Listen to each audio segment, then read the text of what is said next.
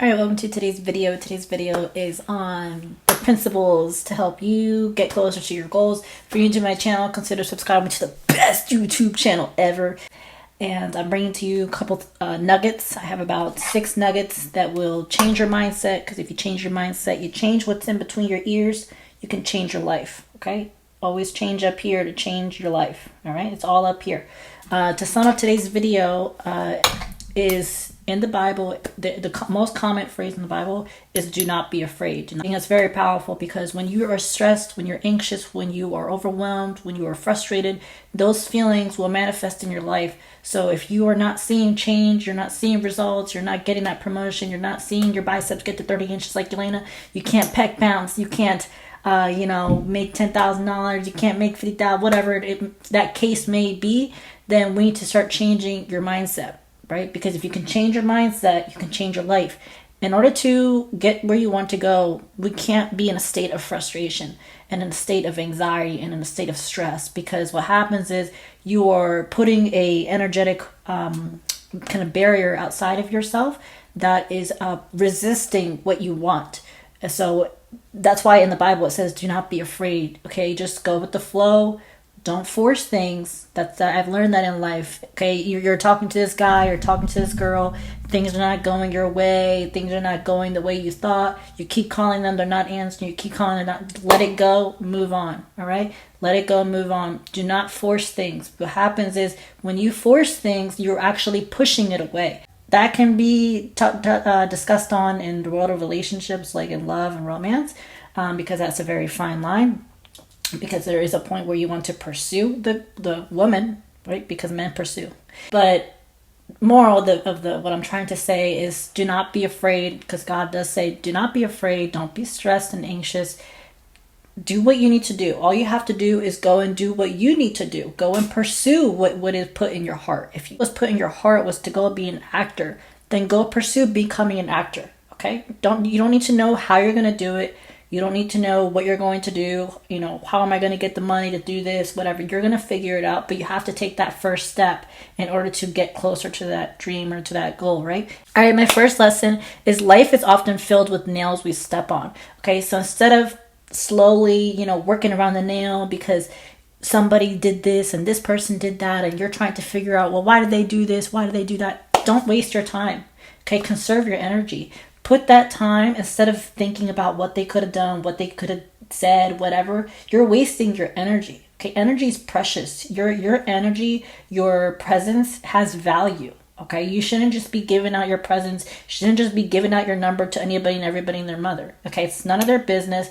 Your access is a privilege, and not everyone gets to get that privilege, right? So instead of investing your energy into things that are not going to serve you, rip the band-aid off, rip the nail out the floor, and just get over, deal with it immediately and move on. And you got better things to do, okay? So don't sit there and dwell. Just rip the band-aid off, rip the nail from the floor, deal with the pain and move on.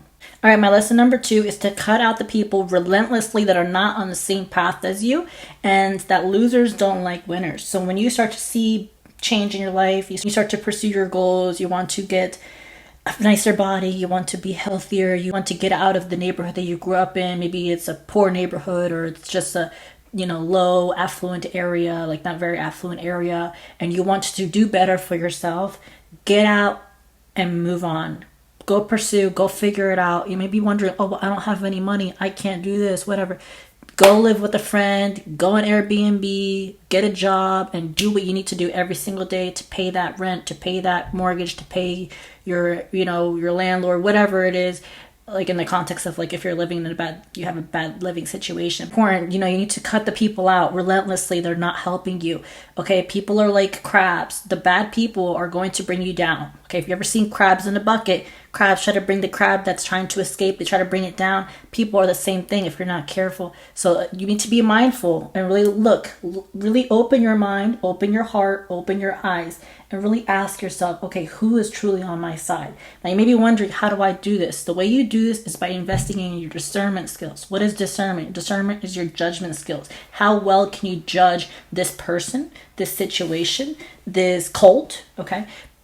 Everything you face in life comes with a consequence. Every decision that you make, it comes with a consequence. It comes with a cost. And that cost is ultimately your decision. Maybe it's going to cost you your peace for a little bit. Maybe it's going to cost you sacrificing some time away from your family. Maybe it's going to cost you your health. Whatever that is. And you can decide, what are you willing to sacrifice for perhaps a little bit of a brief time to reach a certain level, level of success. When people start to see you working towards things like that and you're relentless, they're gonna feel, they may feel a certain level of jealousy. They may feel threatened, right? They probably feel triggered by your success. Okay, it's not your job to lower yourself. Don't dim your light to comfort someone's shadow, if you will. Okay, you keep shining, you keep moving forward, you keep investing in yourself and keep moving forward. If they don't want to ride in the wagon with you, leave them behind. Okay, you don't have time to convince them, to persuade them, to help them if they're not willing to help themselves. So number 2, okay, losers don't like winners, and don't apologize for being a winner. Everyone can be a winner. It's simply a decision. Okay, don't apologize for being a winner. You are a winner because you put in the work, you put in the time, the effort, and invested in yourself. Whether it be your fitness, 30-inch biceps, lots of money, good health, a beautiful family, whatever it may be, you did that. Okay? Don't lower yourself to satisfy and to make them feel comfortable. If they feel uncomfortable around you, that's their problem. Let me ask you this question. Do crackheads say, I can't get high because I'm broke? No, they don't. They figure it out. They go and find the money to buy their weed so that they can get high. Okay, so now don't let the crackheads work harder than you. Okay, if the crackheads can do that, then you can figure it out, right? You see, when you really want something, you'll figure it out. You're going to do whatever it takes. You're going to look for options. You're going to say, okay, what skills do I have? How big are my biceps? How big are my quads? How much money do I have? What's my health like? Okay, what's my relationship with this person, with that person? What can I do better here? How can I do better here? Tell me how I can improve so I can better myself, right? Ask yourself these questions. Ask your, maybe your clients or your employer or your family, what can I do better? Using your discernment skills, okay, understanding that, are they coming from a place where they're trying to genuinely help you and they genuinely want to see you succeed? Because if you ask the wrong people, you may be manipulated and think that, oh, this is what they're saying, when in reality, they were just saying that to put you in a position for you to lose. So that's why you need to invest in your discernment skills and your judgment skills. There are a couple games online that you can find, like investing in your cognitive skills, like reading more and just practice, just getting life experience, really. Lesson number 3 is be a small fish in a big pond. Okay, you don't want to be a big fish in a small pond. What does that mean? Let's say you're going to a gym where everybody is not, in the best shape. Okay, and you want to get in shape. Well, guess what, honey? You're going to have a hard time getting in shape if you're around people that are also not in shape, because you are who you surround yourself with. You want to get in shape. You want to make more money. You want to have a better family life, whatever that thing that you want. Put yourself in situations where you are around people that have that. So let's say, for example, you want a beautiful family. Okay, then maybe go to church. Start going to a church where there's families. You see a beautiful family. Okay, you sit next to them. Be around them. Or maybe you want, let's say on the topic of you want a family, go to where families go. Go to restaurants, like a family restaurant. Go eat there. Observe, look at them. Imagine yourself having this family. Let's say you want huge 30-inch biceps and you want to learn how to pec bounce like Yelena. Okay, you want to get in shape? Go to a gym where you see people relatively in shape. However you define relatively in shape may be, right?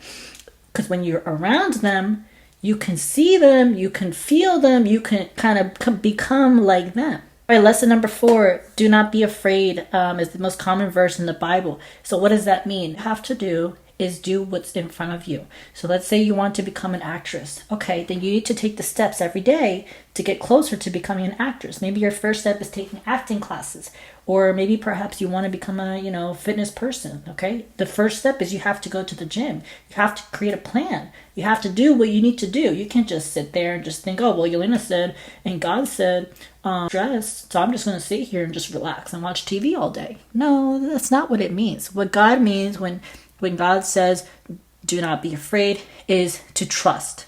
To trust and to let it go and to not force things. Because what happens is when you force something, you are indirectly pushing it away, right? So we don't want to push things away, right? Let's say you want this special person, okay? Now, unless the person specifically told you, hey, I'm not interested and please stop contacting me, then it's free game.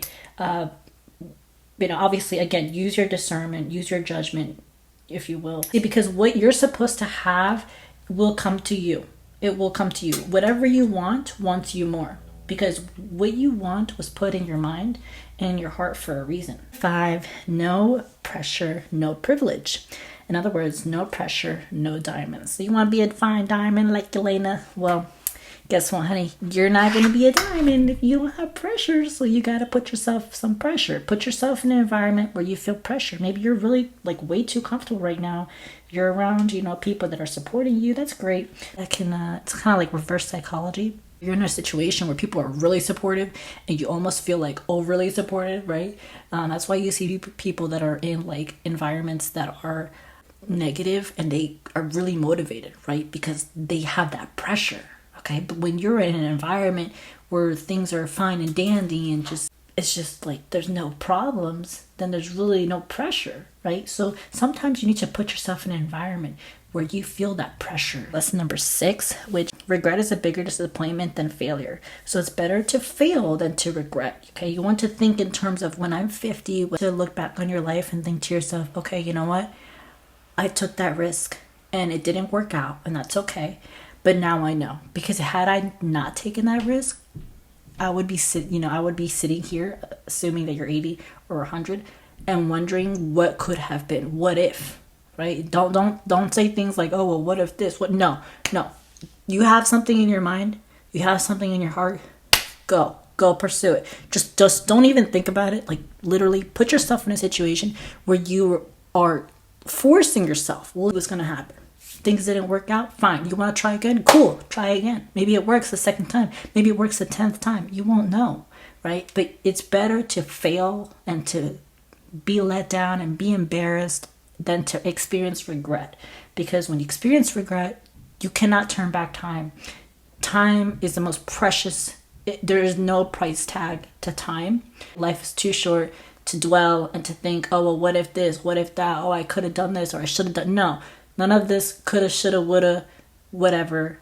It's more of just, hey, I did that. I attempted that. It worked. It didn't work. I didn't want to do it anymore. Than to sit back and think, oh, well, I wish I could have. Well, you could have, but you decided not to. So a couple lessons that I gathered this morning. Thank you for subscribing to the best YouTube channel ever. For more from me, for fitness programs, you can email me. My information is below. And check me out on whatever else I'm doing. All my information is down below. If you like this video, which I don't know why you wouldn't like this video, then you need to share it with a friend. And I will see you in the next video.